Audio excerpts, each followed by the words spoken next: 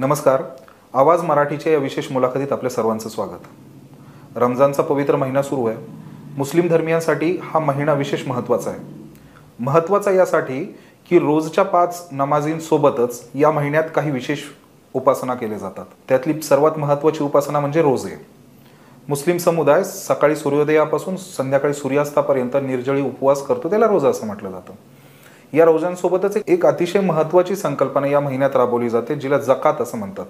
जकात म्हणजे दानधर्म करणं. जकात या संकल्पनेमागचा हेतू काय, तर मुस्लिम समाजातील जे सुखवस्तू आणि आर्थिकदृष्ट्या संपन्न लोक आहेत त्यांनी समाजातील आर्थिकदृष्ट्या दुर्बल लोकांना आर्थिक मदत करणं.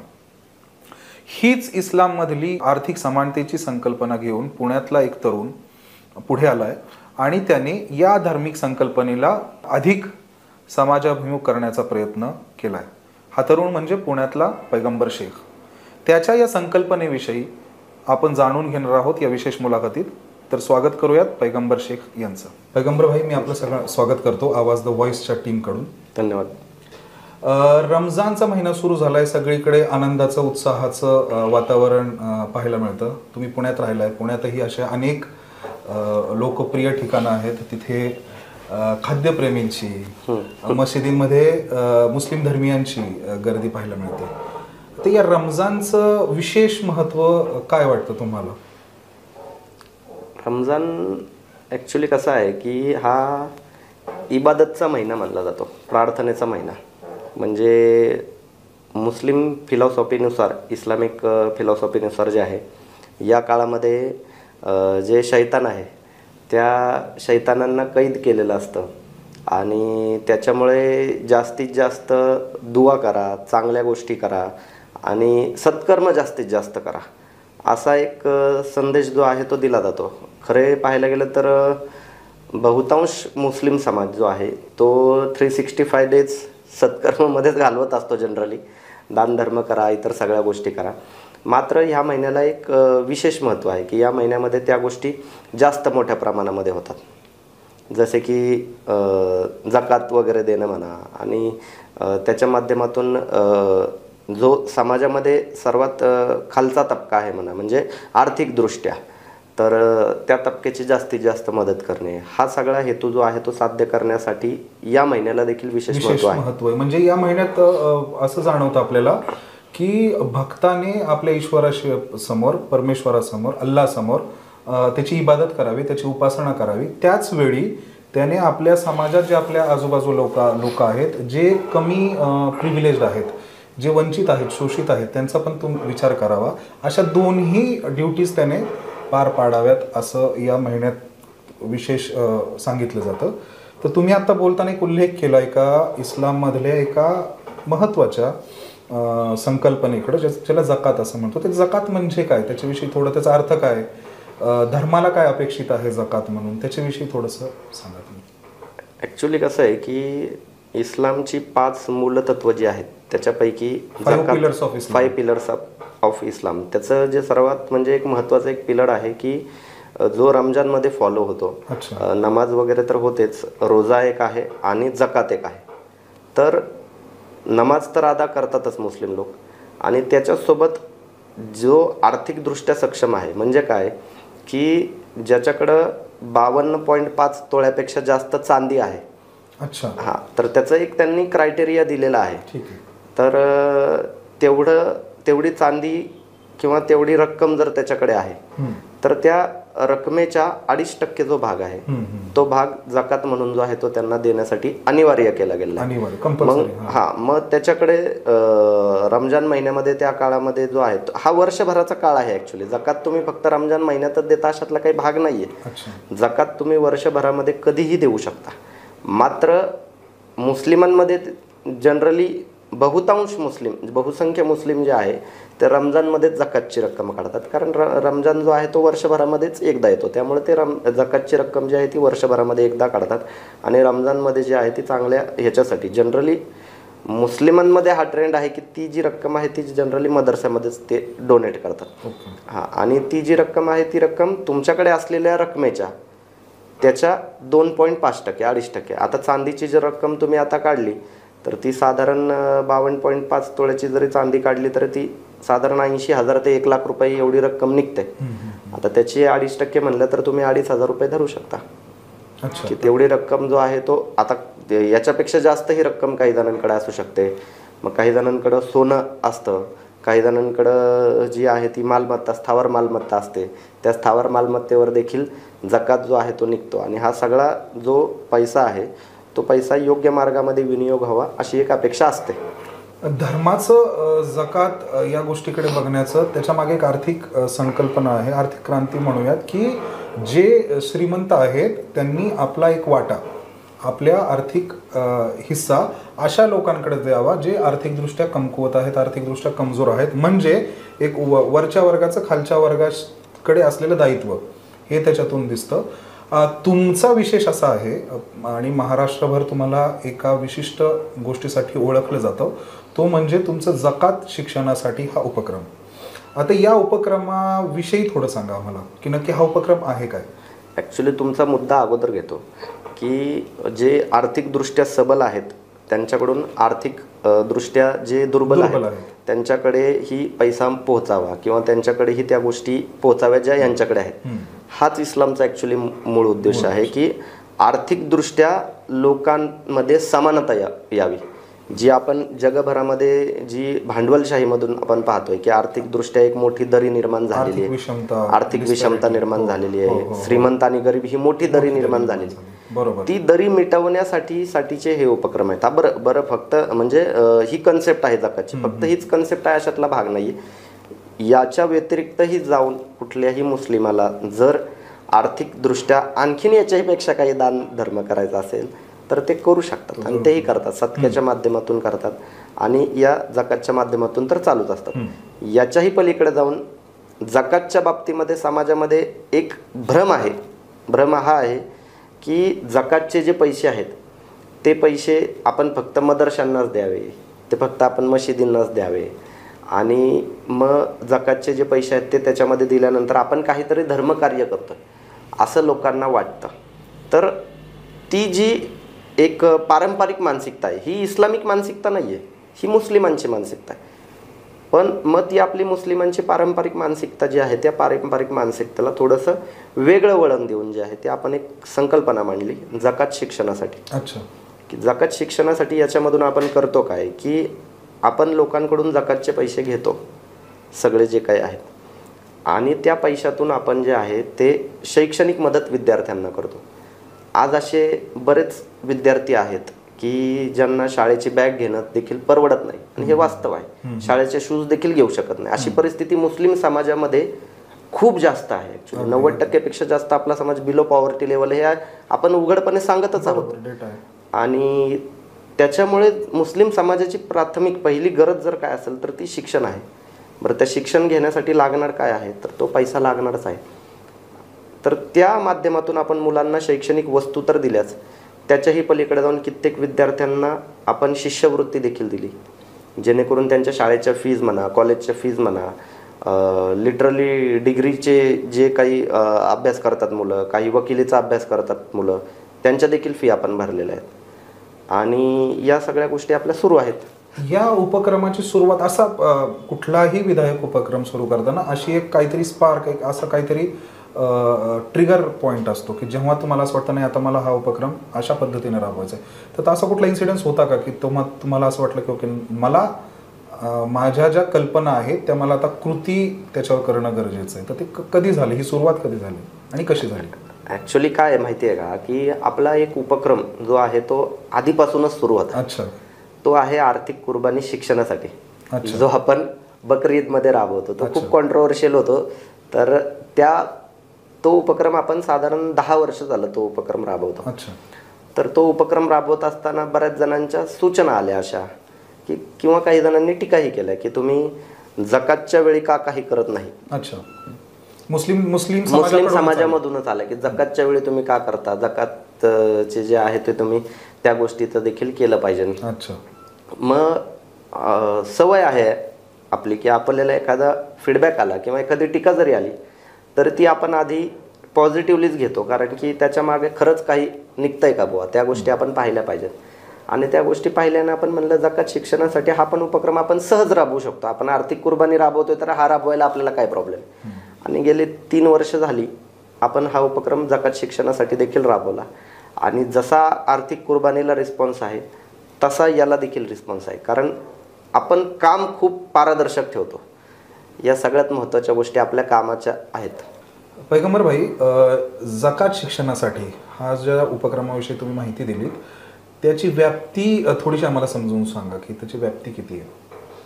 आता हा जो जकात शिक्षणासाठी उपक्रम आहे हा उपक्रम आत्ताच्या घडीला महाराष्ट्रापुरताच मर्यादित आहे. महाराष्ट्रामध्येच याचं काम होतं. महाराष्ट्राच्या वेगवेगळ्या जिल्ह्यांमध्ये, तालुक्यांमध्ये आपण ॲक्च्युली रिमोट एरियामध्ये खूप जास्त काम करण्याचा प्रयत्न करतो. लिटरली ज्या ठिकाणी बसही गेलेली जात नाही, एस टी देखील जात नाही, अशा कुठल्या कुठल्या दुर्गम भागात? कोल्हापूरमध्ये आहे. त्या तालुक्याचं नाव माझ्या आत्ता एक्झॅक्ट लक्षात येत नाहीये. अतिशय दुर्गम भाग आहे. म्हणजे त्या ठिकाणी घरं पण खूप कमी आहेत.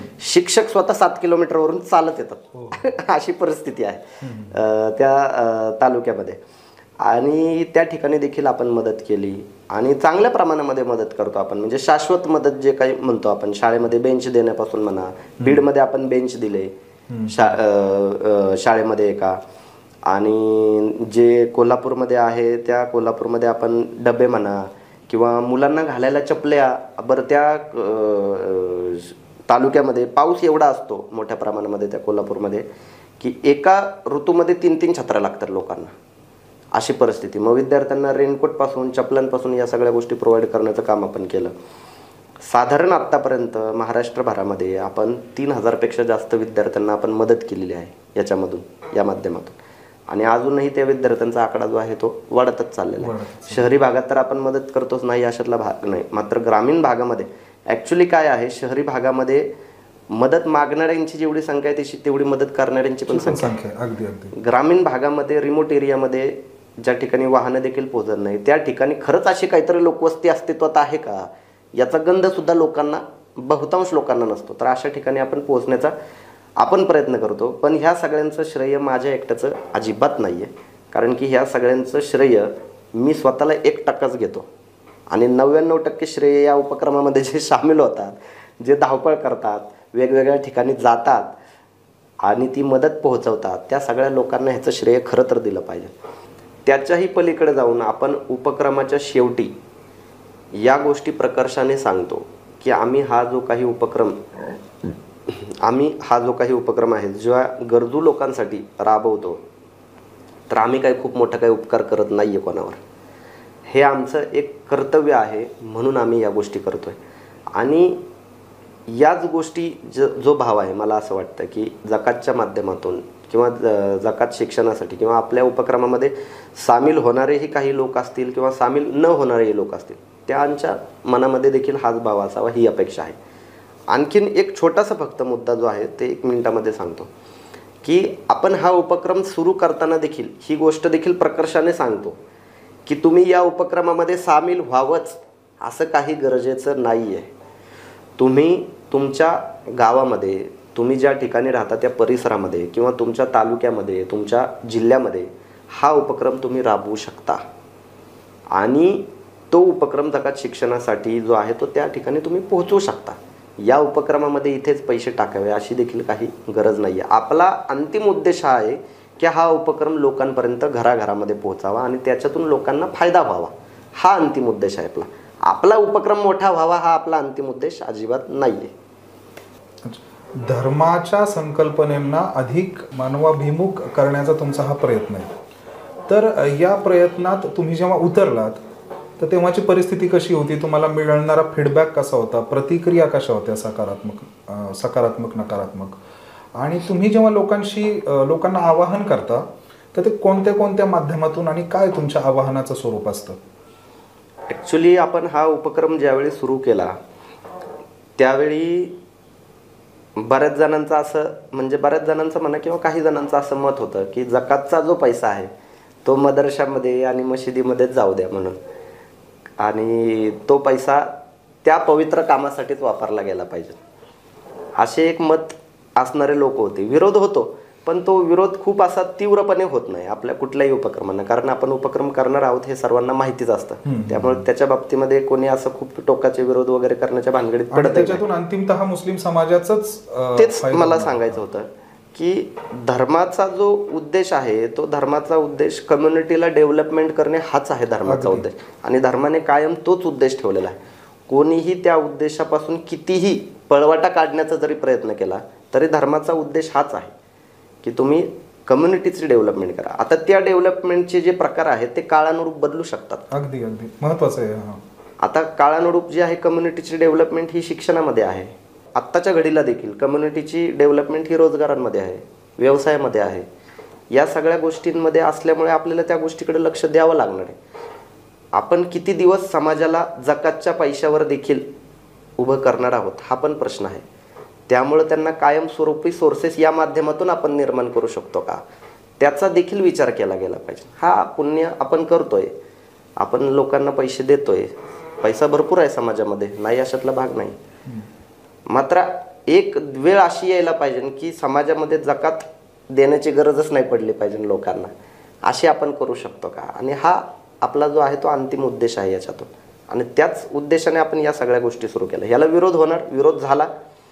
मात्र ज्यावेळी ज्या लोकांच्या हातामध्ये शैक्षणिक वस्तू मिळाल्या, ज्यावेळी काही लोकांच्या, काही विद्यार्थ्यांच्या शालेय फी, कॉलेजच्या फी भरल्या गेल्या, त्यावेळी लोकांना कळलं की अरे ह्या गोष्टी किती गरजेच्या आहे. आणि ते जे सुख असतं ना, ते सुख तुम्हाला मदरशांमध्ये आणि मशिदीमध्ये पैसे देऊन मिळत नाही. बरं, त्याचा हिशोब पण मिळत नाही. सगळ्यात पहिली गोष्ट, आपण तर हिशोब देतो, छाती ठोकून आपण सांगतो की हिशोब द्या बाबा तुम्ही. मदरशात कित्येक मदरशांमध्ये आज वादविवाद आहेत या विषयांवरून, हिशोब देत नाही. आपण हिशोब बिलासह GSTच्या सगळा हिशोब देतो, आणि काम कुठे केलं ते आपलं ओपन असतं सगळ्या गोष्टी सोशल मीडियाच्या माध्यमातून. तुम्ही आत्ताच विचारलं की ह्याचं तुम्ही प्लॅटफॉर्म काय आहे तुमचं, कशा पद्धतीने तुम्ही आम्ही या सगळ्या गोष्टी सोशल मीडियाच्या माध्यमातून करतो. आपल्याला ह्याचं सगळ्यात मोठं जे आहे फेसबुक आहे, व्हॉट्सॲप आहे, इंस्टाग्राम आहे, ट्विटर आहे, या सगळ्या गोष्टींवरूनच हा उपक्रम पूर्णपणे चालतो. सगळ्यात चांगली म्हणजे ईश्वराची, अल्लाहची म्हणा कृपादृष्टी आहे आपल्यावर. हा उपक्रम चालू करताना आपण एकाही व्यक्तीला फोन करत नाही की तुम्ही पैसे टाका बाबा, किंवा कुठे जाऊन काहीतरी उभं राहिलो आपण, असंही काही भाग नाही आहे. फक्त सोशल मीडियाच्या आव्हानाला लोकांचा प्रतिसाद येतो, आणि प्रतिसाद यायचा विषय सोडूनच द्या. आता रमजानचा महिना सुरू झाला आहे, मला कित्येकांचे मेसेज आले तुमचा उपक्रम कधीपासून सुरू करताय. बरं, ह्याच्यामध्ये दोन पद्धतीचे लोक आहेत तेही लक्षात घ्या. एक तर जे उपक्रमामध्ये सामील होणार आहेत, जे जकात देणार आहेत, आणि दुसरे असे ज्यांना त्या जकातचा लाभ घ्यायचा आहे, अगदी असे पण लोक आहेत. तर आपला हा उपक्रम किती फर्मली बसलाय की लोकांना माहिती आहे हा उपक्रम चालूच होणार आहे. आणि विद्यार्थी आहेत असे, पुण्यामध्ये स्पर्धा परीक्षेची तयारी करणारे विद्यार्थी फोन करत आहेत की सर तुमचा उपक्रम कधी सुरू होणार आहे, मला त्याच्यातून माझ्यासाठी काहीतरी मदत हवी म्हणून. तर एवढं सिंग झालेत ह्या सगळ्या गोष्टी, कुठलीही गोष्टी शोधावी पडत नाही. स्पर्धा परीक्षेवरून मला आठवलं की दिल्लीतलं जे जकात फाउंडेशन आहे, ते जकात फाउंडेशन पण अशाच पद्धतीने काम करतं. UPSCचे जे विद्यार्थी आहेत त्यांना आर्थिक मदत देण्याचं. आता तुम्ही जे म्हणालात की या उपक्रमाला तुम्ही सोशल मीडियाच्या माध्यमातून हे करतात, मला एक जाणवलेली अजून एक विशेष बाब ती म्हणजे की याच्यात जे डोनर्स आहेत तर ते फक्त मुस्लिम धर्मीयच आहेत की इतरही स्वेच्छेने मुस्लिम समाजाच्या उन्नतीसाठी आमचं काहीतरी योगदान असावं म्हणून डोनेशन देतात का, काय कसं आहे? ॲक्च्युली याच्यामध्ये डोनेशन देणाऱ्यांचे वेगवेगळे प्रकार आहेत. एक तर आहेत जे मुस्लिम, की मुस्लिमांमध्ये पण प्रकार आहेत. एक तर आपला हा उपक्रम हा फक्त मुस्लिम समाजासाठी असतो अशातला काहीच भाग नाही. आयडिओलॉजी ही 100% इस्लामिक आहे, त्याच्यात काहीच वाद नाही. संकल्पना इस्लामिक आहे, त्याच्यात काहीच वाद नाही. मात्र याच्यातून जे काही निष्कर्ष निघतो, ज्या काही गोष्टी बाहेर पडतात त्या फक्त मुस्लिमांसाठी अजिबात नसतात. या उपक्रमामध्ये सामील होणारे मुस्लिमेतर बांधवही मोठ्या प्रमाणामध्ये असतात. आणि जसं तुम्ही म्हणता की त्यांची भावना असते की मुस्लिम समाजाची डेव्हलपमेंट व्हावी, 100% असते. फोन करून सांगतात ते की माझी हे जे पैसे आहेत हे फक्त तुम्ही उर्दू शाळांना म्हणा, किंवा जे मुस्लिम शाळा आहेत, मुस्लिमांमध्ये पण इंग्रजी माध्यमांच्या शाळा आहेत त्या ठिकाणी करा. काही जण म्हणतात की मुस्लिमांमधील मुस्लिम विद्यार्थिनी आहेत त्यांच्यासाठी स्पेशली तुम्ही मदत करा, असेही म्हणणारे मुस्लिमेतर बांधव आहेत. आणि असेही काही लोक आहेत मुस्लिम, जे मुस्लिम लोक मदत करतात आणि ते याच्यासाठी मदत करतात कारण तुम्ही फक्त हा उपक्रम मुस्लिमांसाठी राबवत नाहीत म्हणून, की तुम्ही हा उपक्रम मुस्लिमेतरांसाठी देखील राबवता म्हणून आम्ही तुमच्या या उपक्रमामध्ये सामील होतोय. असेही लोक आहेत जे फोन करून म्हणतात की आम्हाला तुमचा हा उपक्रम आवडतोय. त्यामुळे हा उपक्रम हा पूर्णपणे आपण सरळ सरळ म्हणू शकतो की धर्मनिरपेक्ष आहे. आपण कोणाचाही धर्म पाहत नाही, पैसे घेतानाही पाहत नाही आणि त्याच्यातून ज्यांना लाभ होतो त्या लाभ ज्यांना होणार त्यांचाही धर्म आपण पाहत नाही. आपल्याला ज्या पद्धतीने कॉल येतात त्या पद्धतीने आपण काम करतो. आर्थिक चणचण कोणालाही भासू शकते. अगदी जैन लोकांना देखील मदत केलेली आहेत आपण ह्याच्यातून, कोणालाही भासू शकते. तर त्या गोष्टी देखील घडलेल्या आहेत आणि हे पुढेही घडणार आहेत. या उपक्रमाचं एक वैशिष्ट्य जसं लोकांच्या मदतीला धावून जाणं, धर्माच्या पलीकडे जाणं एक आहे. मला एक महत्त्वाचं अजून एक वाटतं या उपक्रमाचं की मुस्लिम समाजाविषयीचं जे काही एक चित्रण आहे थोडंसं निगेटिव्ह करण्याचा प्रयत्न केला जातो, राक्षसीकरण ज्याला म्हणूयात. पैगंबर शेख यांच्या अशा पद्धतीच्या विधायक उपक्रमामुळे समाजातल्या गरजूंना मदत होतेच, पण दुसऱ्या बाजूला त्या समाजाचं एक सकारात्मक चित्रण करण्यासही हा उपक्रम खूप म्हणजे मला असं वाटतं फायद्याचा ठरतो किंवा महत्त्वाचा ठरतो असं मला वाटतं. एक शेवटचा प्रश्न, शेवटचा म्हणजे आता आपण थोडंसं शेवटाकडे येऊयात. पैगंबर भाई, या सगळ्या उपक्रमात करत असताना तुम्ही जसं सुरुवातीपासून म्हणालात की समाजाकडून आणि इतरांकडून अनेक पॉझिटिव्ह निगेटिव्ह अशा फीडबॅक्स येत असतात, तर अशी कुठली गोष्ट आहे जी तुम्हाला तरीही पुढे चालत राहण्यास आणि तुम्ही करताय ते बरोबरच आहे या गोष्टीला पुश करते किंवा या गोष्टीची तुम्हाला खात्री देते किंवा तुम्हाला मोटिवेट करते, अशी कुठली गोष्ट आहे तुम्हाला असं वाटतं? एकतर पहिलं तुम्ही जो मुद्दा मांडलात ना तो, की त्या मुद्द्यावर थोडंसं एक बोलतो, माझे विचार मांडतो की ज्या काही गोष्टी आपण करतोय आत्ताच्या घडीला आणि मुस्लिम समाजाचं एक राक्षसीकरण केलं जातं आणि त्याच्यामुळं हा दृष्टिकोन बदलतो लोकांचा, निश्चितच बदलतो. ॲक्च्युली मुस्लिम समाजाविषयी मुस्लिमेतर बांधवांमध्ये जाणीवपूर्वक जे आहे ते एक द्वेष निर्माण केला जातो आणि त्या द्वेषाचा परिपाक काय होतो माहिती आहे का? एकतर मुस्लिमेतर समाज जो आहे, बहुसंख्य समाज जो इथला हिंदू आहे, त्यांच्यामध्ये द्वेषभाव तर वाढीला लागतच आहे.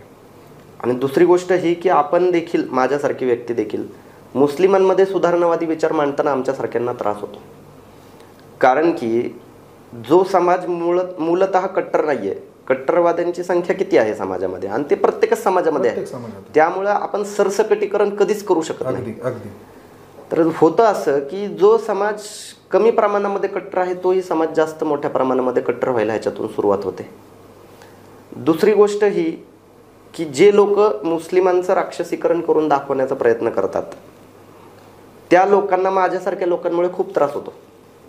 कारण की ते लोक जेवढे कट्टरवाद्यांना दाखवण्याचा प्रयत्न करतात, आपण समाज म्हणून एक संसार म्हणून एकत्र राहतोय, तर भांड्याला भांडं हे लागत असतं. भांड्याला भांडं लागणं म्हणजे काय हेच मुळात लोकांना समजलेलं नाही की भांड्याला भांडं लागणं म्हणजे एका ठिकाणी समजा आता गणेशोत्सव आणि ईद ए मिलाद जर एकत्र असेल तर त्या ठिकाणी मुस्लिम समाजाने माघार घेऊन आम्ही ईद ए मिलादची मिरवणूक दुसऱ्या दिवशी काढतो.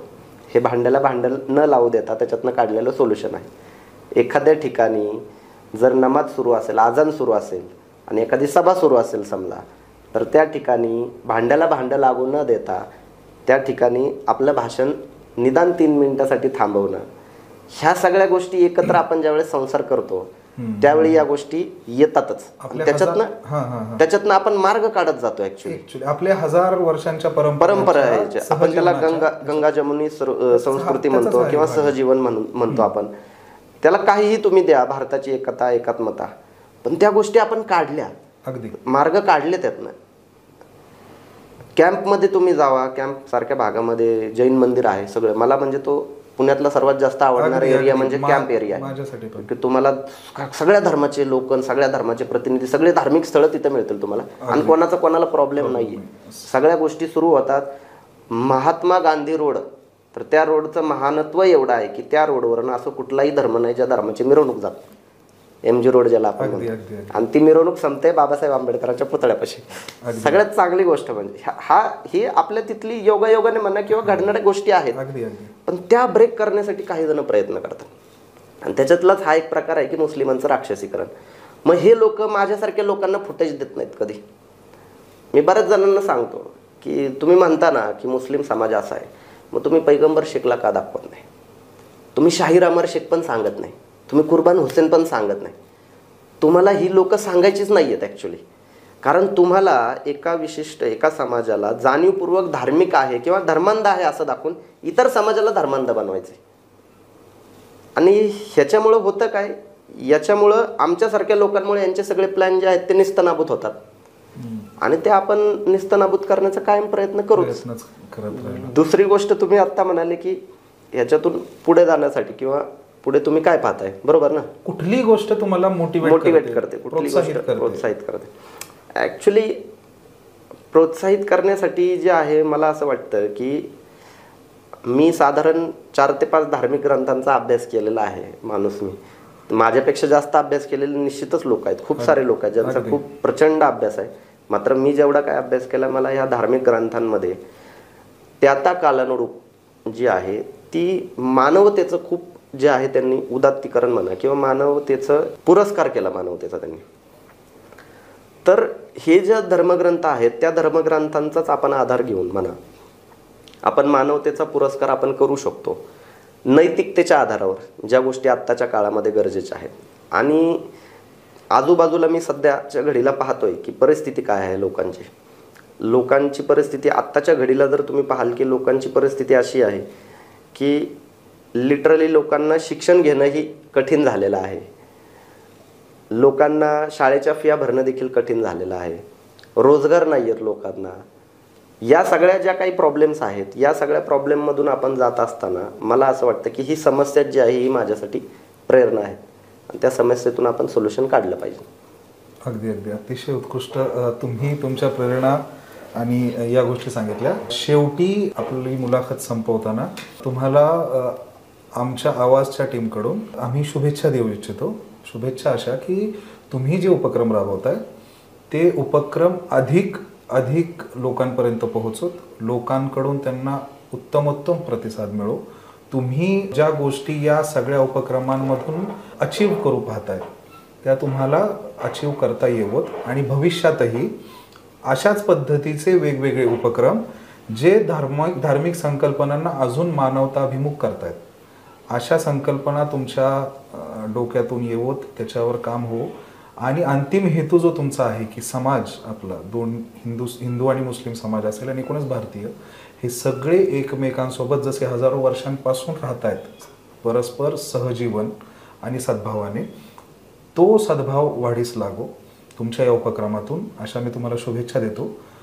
तुम्ही आवाजशी संवाद साधलात या बाबतीत आणि तुमच्या एकूण ज्या संकल्पना आहेत त्यांच्याविषयी दिलखुलासपणे बोललात, त्यासाठी तुमचे मी आभार मानतो. धन्यवाद. आपल्या विधायक कामाद्वारे समाजासमोर आदर्श निर्माण करणाऱ्या अशा महत्त्वाच्या व्यक्ती आणि त्यांच्या कार्याविषयी अधिक जाणून घेण्यासाठी पाहत राहा आवाज द व्हॉइसचं हे यूट्यूब चॅनल. धन्यवाद.